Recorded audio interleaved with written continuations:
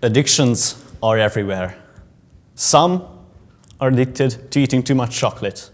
Some to watching too many TV. Some to playing too many computer games. But no one suffered long-term consequences of playing an extra half hour of Minecraft or eating another tablet of chocolate. It's the same with all addictions. You gradually get hooked more and more slowly until you can get out and until you have nothing left but the addiction. You only do it out of habit now, and you can't get out. A friend of mine said that we all have to die in something that we love. Even though that may sound funny to you, sometimes it stops being a choice. Sometimes you really can't get out. But I'm not here to talk about these kinds of addictions. I'm here to talk about addictions that break up families, addictions that separate lives, and addictions that result in your own death. A few years ago, I had an encounter with drugs. Not firsthand, of course, but one of my classmates got mixed up in a bad group of people. She was somehow at a wrong time and the wrong place and was offered heroin. Needless to say, as a teenager waiting to prove how daring she was, she took it and went down on a long and painful road of sadness. At the time, I was only 13 years old, so was she, which seems absurd now, but that's a fact. At first, we noticed nothing suspicious. She started to arrive to class late. She left rushing after, and her grades had dropped significantly.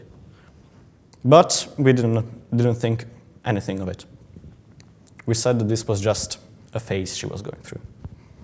But no. Things started to get worse. She started to cough a lot in the school, and not just normally. She started to cough up blood. And this time knew there was something in the background, but didn't know what.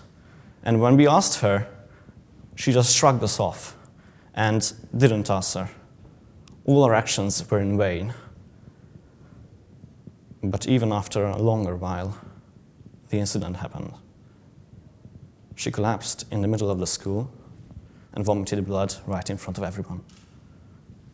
This time, we knew we had to do something. So, what do? You invite her to a dinner party. You talk with her for hours and hours. Nag, and finally she gave in. And finally she told us the situation. We were shocked. At the moment, I didn't even have a concept of drugs. I didn't know what it could do to you, what it could produce, and what it could fester into. But her actions were a representation of what it could do to you. So, what do? Where do you begin? Who do you talk to?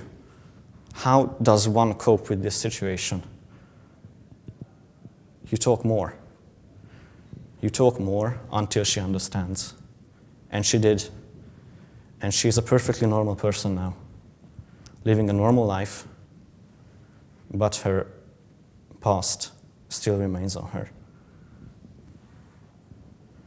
You may think that this won't happen to you. You may think that none of their friends will get into a situation like this.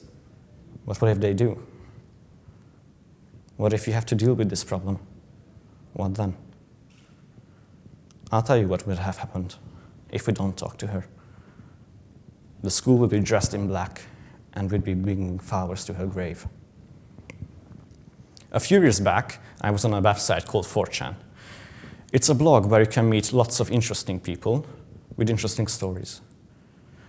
I met a guy who tried heroin and asked where did he get it from and what happened to the people he got it from. He talked to me about not seeing them for a while. He went back after a year because he stopped the drug. He went back after a year and he found them in a state of bankruptcy without anyone left to talk to. They've completely isolated anyone who could help them, their families, their friends. They stole from them money to fund their addiction.